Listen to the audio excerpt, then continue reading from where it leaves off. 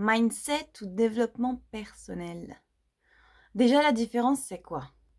Bonjour tout le monde, j'espère que vous allez bien. On est vendredi et on se retrouve aujourd'hui pour parler justement de mindset, de développement personnel. On va venir expliquer tout ça, mettre des définitions sur ces termes. Est-ce qu'il faut s'en méfier? Est-ce qu'aujourd'hui c'est un nouveau business? On va voir tout ça ensemble dans cette vidéo. Je vous remercie de me suivre et de vous être abonné à ma chaîne.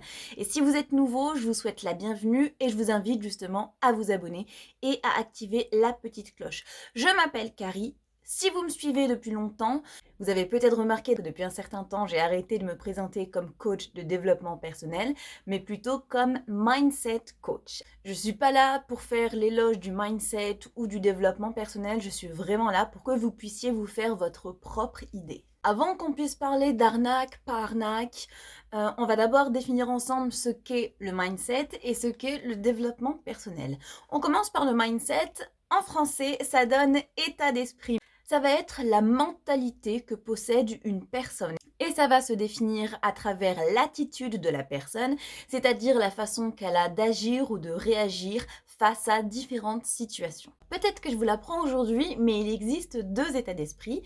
Il y a l'état d'esprit qu'on dit fixe et l'état d'esprit en développement. Alors, quelle est la différence entre les deux? L'état d'esprit fixe, c'est quand on pense que les aptitudes sont limitées et non évolutives, c'est-à-dire statiques. Je vais me mettre en tête que je suis nulle au foot et toute ma vie, je vais me persuader que je suis nulle au foot. Conclusion, je vais être vraiment nulle au foot toute ma vie. Vous avez certainement dû vous dire à un moment de votre vie, les maths c'est pas pour moi ou le français c'est pas pour moi. Conclusion, il est possible qu'aujourd'hui encore, les maths ou le français ce soit pas du tout votre point fort. Quand on pense comme ça, qu'est-ce qui se passe? On va tout de suite se dire que l'effort est inutile, du coup, on va même pas le faire, ou quand on le fait, on va abandonner super facilement et super rapidement. Il faut savoir que c'est souvent le résultat d'un blocage ou d'une croyance limitante. Ensuite, on a l'état d'esprit de développement. L'état d'esprit de développement, c'est complètement le contraire, c'est-à-dire qu'on est conscient qu'on peut tout le temps apprendre et que même si on a été nul en maths pendant 40 ans, on peut les 10 années suivantes se perfectionner et devenir hyper doué en mathématiques.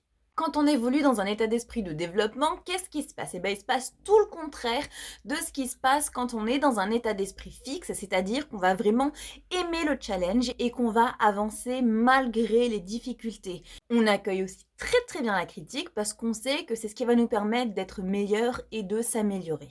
Les chercheurs en neurosciences ont fait des découvertes incroyables. En plus, moi, je suis vraiment passionnée par ça. Bref, ils ont découvert qu'en réalité, le cerveau évolue toute notre vie et mieux encore, il est capable de faire de nouvelles connexions à vie, à l'infini en fait. Donc ça, c'est absolument génial. Ça veut dire qu'on peut apprendre jusqu'à notre mort. On peut apprendre à vie. C'est ce qu'on appelle le cerveau plastique. Je vous invite fortement à faire des recherches là-dessus. C'est un sujet qui est ultra passionnant. Moi, en tout cas, je trouve que c'est très très important de comprendre comment est-ce que fonctionne notre cerveau. Là, en l'occurrence, ça va se passer un petit peu comme au sport, c'est-à-dire que plus on va l'entraîner et plus ça va être facile. Donc, c'est un petit peu comme tout, ça s'entretient. Plus vous allez revenir sur vos connaissances et plus vous allez créer de nouvelles connexions. Moi, par exemple, j'ai toujours été nulle en sciences. Et puis, il y a quelques années, j'ai commencé à m'intéresser à tout ce qui est physique, chimie et aujourd'hui, je suis absolument fan. J'arrive carrément à avoir des discussions avec un ami à moi qui est docteur en physique, chimie et on se tape des délires à discuter sur le boson de Higgs. Bref, je me régale. On va parler maintenant du développement personnel. Qu'est-ce que c'est? La définition du développement personnel, vous allez en trouver 1,5 million sur Internet. Moi, j'ai sélectionné celle-ci. Le développement personnel est une philosophie de vie, c'est la volonté d'effectuer un travail sur soi et d'atteindre son essence profonde. Le développement personnel rassemble l'ensemble des démarches qui permettent à l'individu de s'accomplir. Accomplissement de soi, épanouissement personnel, etc. Ce qu'il faut savoir, c'est que pour pouvoir avancer dans l'accomplissement de soi, il est primordial de cultiver sa motivation. Pourquoi? Parce que le développement personnel, l'accomplissement de soi, c'est pas toujours aussi simple que ça. Il y a beaucoup de défis à relever.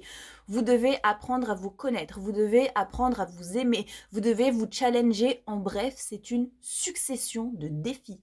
Le problème, c'est que si on n'a pas le mindset qui va avec, si on n'a pas le mindset qui fait qu'on a envie de relever les défis, on a envie de se relever quand on tombe et on a envie d'être persévérant, si on n'a pas ça, comment on fait? Donc finalement, mindset et développement personnel, c'est là que ça se sépare.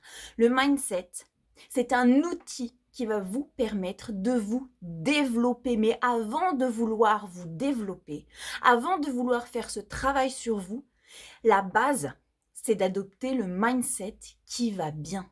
J'en suis arrivée à un stade où je me dis ce que je veux, moi.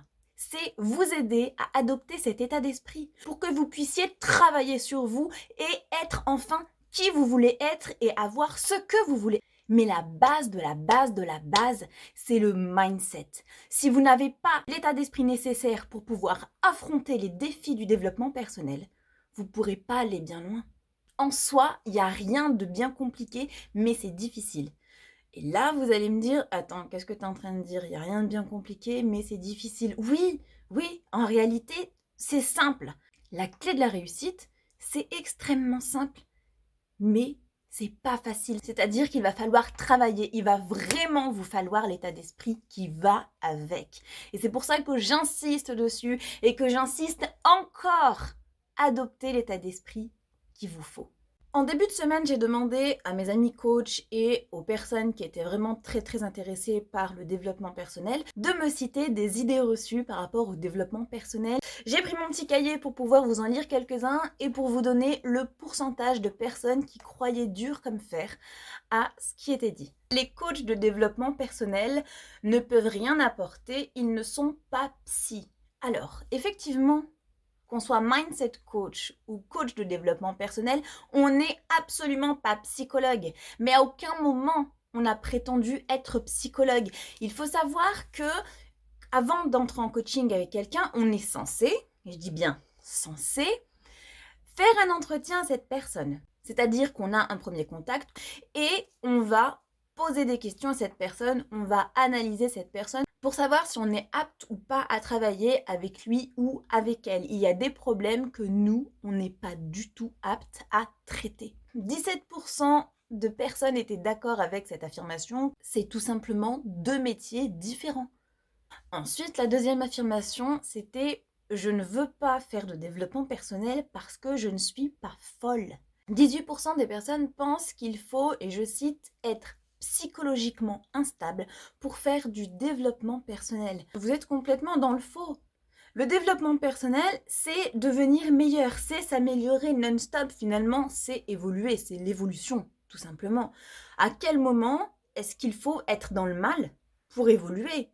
Des fois, on va bien, on a une superbe vie, mais on se dit, je veux pas m'arrêter là, je veux être encore meilleur, je veux apprendre encore plus de choses, je veux être encore plus riche, par exemple. Est-ce qu'il faut être dans une certaine détresse pour avoir envie d'être plus riche? Je ne crois pas. 27% des personnes pensent que le développement personnel, c'est un truc de faible. Si vous me connaissez, vous savez que je fais de la boxe. Un jour, je me suis blessée au niveau du poignet droit, ce qui fait que je continuais d'aller en entraînement, mais je travaillais que le gauche. Et bien à la longue, mon crochet du gauche, il était excellent. Il était tellement bon que mon crochet du droit, même après être rétabli, il était beaucoup trop faible par rapport au gauche. Donc qu'est-ce que j'ai dû faire?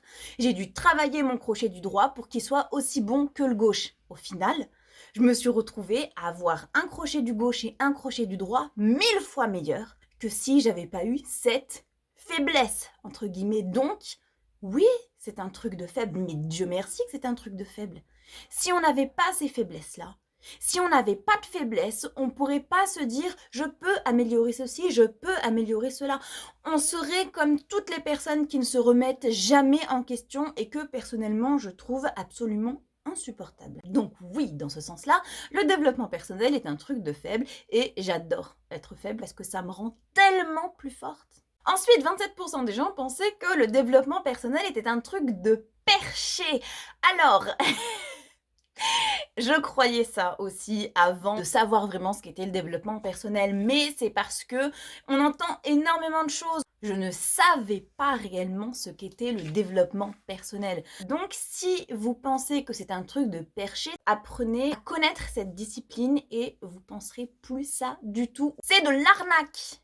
Et vous avez été 73% à être d'accord avec ça. Mais je précise que je vous avais moi-même mis en garde en disant qu'effectivement, c'est également un business. C'est-à-dire que malheureusement, et je dis bien malheureusement en France, c'est pas réglementé, du moins c'est pas encore réglementé. Donc il y a malheureusement des personnes qui s'amusent à s'autoproclamer coach de développement personnel sans même savoir ce que c'est. Voilà, c'est comme de partout. Il y a des personnes qui vont être extrêmement honnêtes, par contre il y en a d'autres à qui vous ne devez pas faire confiance. Comment savoir à qui faire confiance ou pas? La première chose que je peux vous dire, c'est que quand on est coach, on adore ce qu'on fait.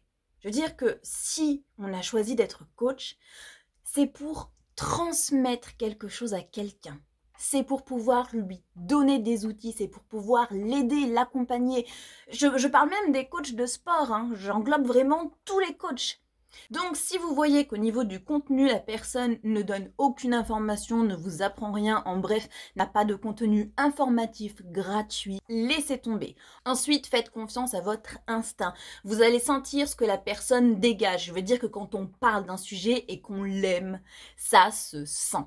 Le troisième conseil que je vous donne, c'est si vous décidez de vous lancer avec cette personne, demandez toujours un contrat. Protégez-vous. Il faut savoir que de base, un coach de développement personnel ou un mindset coach doit faire en sorte qu'il n'y ait pas d'addiction qui se crée entre le coach et le ou la coaché. C'est-à-dire que, par exemple, moi dans mes contrats, il y a une clause de déontologie du coach qui dit que justement, si jamais je vois qu'il y a une addiction qui se crée, une personne qui me sollicite un peu trop, qui est un petit peu trop dépendante à mon service, j'ai le droit de casser le contrat pour cause d'addiction. C'est aussi la raison pour laquelle mes coachings ne durent jamais plus de 6 mois. Mais au-delà de 6 mois, vous êtes largement prêt à voler de vos propres ailes. Vous n'avez pas besoin de moi toute votre vie.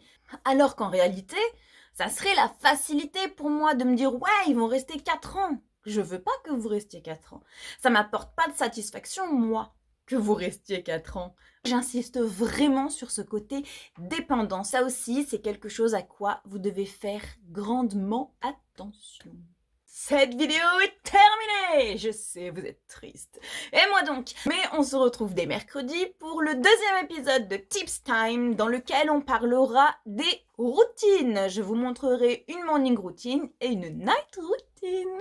En attendant, j'espère réellement que cette vidéo vous a plu. N'hésitez pas à vous abonner si ce n'est pas déjà fait et à activer la petite cloche. Sachez que je suis extrêmement reconnaissante de tout ce que vous faites pour Adaïs Louli au quotidien, donc je vous remercie. Je vous fais d'énormes bisous, passez un très bon week-end et je vous dis à la semaine prochaine.